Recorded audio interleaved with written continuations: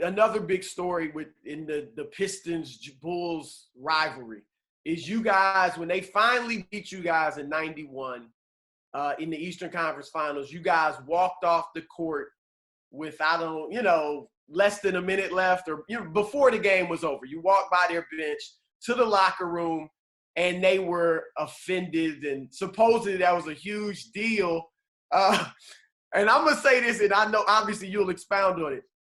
When you guys finally beat Boston, which had beaten you in this playoffs of several years, in 88, right? Larry Bird, Kevin McHale, all their stars, they walked off the court into the locker room with more time left in the game. Never congratulated you. Never, I think you and McHale did because y'all were cool, but you know what I mean? So talk about that. And when you guys walked off, was it like, man, these dudes ain't legit, we disrespecting them? Or was it, that's the way it was back then? And tell me about that. No, that's how it was. You when you got beat, you left. That was it, and the other team celebrated, and now when we beat Boston, the game was still going on. They took out their starters, and then their starters were leaving the court.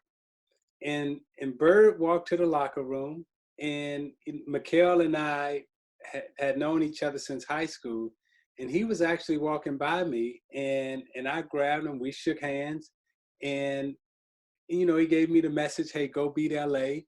But really, that was it. Now we never said, and we're just bringing it up kind of now, just in terms of retrospect.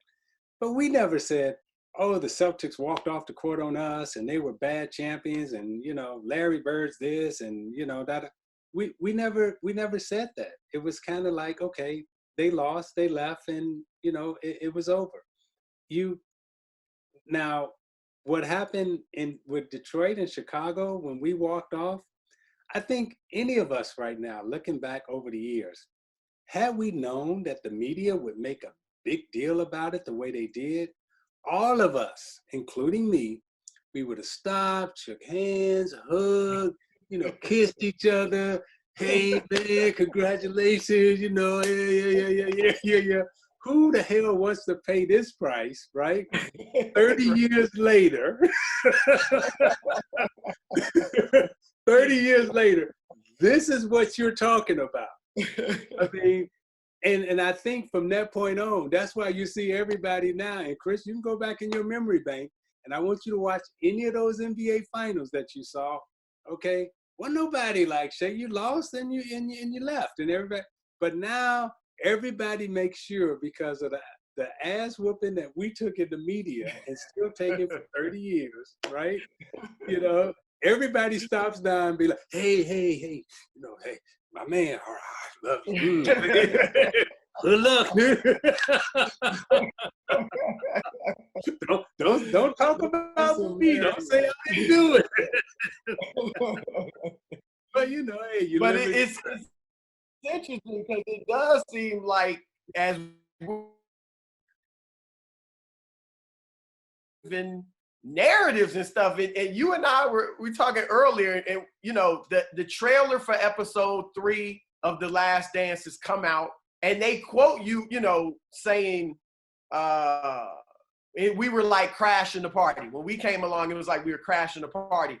And the context in which it's set, it looks like you're saying, man, when we beat the Bulls in Jordan, it was like we crashed the party and we messed it up for everybody. But that wasn't the context of your quote. No. So the context of my quote was, we were crashing a party of the Lakers and the Celtics. The Bulls at that time had not won anything, so we couldn't be crashing their party. And the way, and what I've learned and what we all was fighting during that period of time and still fighting today is how people can take pictures and words, put them together, and make a narrative, sometimes true, sometimes false. And the narrative around the Detroit Pistons from pictures and a couple of words is completely false. I mean, you would think like we didn't score, we were just fouling people and everything else. That's not how we played. But by the way, we played no different than the way the Celtics, the Lakers, the 76ers, and the Chicago Bulls, who all of a sudden gets Rodman, right? Rodman, Sally, Edwards, they're thugs with Detroit. That's right. Rodman, Sally, Edwards with the Chicago Bulls. I always call them the Detroit Bulls because they were half the Detroit Bulls. You know? Right. Those three now, they're angelic, you know. And it's interesting. But if you go back and you look at the 80s, we were one of the highest scoring teams in the 80s. We have the highest scoring game still ever played against the Denver Nuggets. So when you talk about who we were as a basketball team, you know, the narrative around us is so skewed and is so misleading that it's just not accurate. It's just not accurate at all. For the best access, perspective, and personalities in all of sports, follow us at Fox Sports on Twitter, Facebook, Instagram, and YouTube.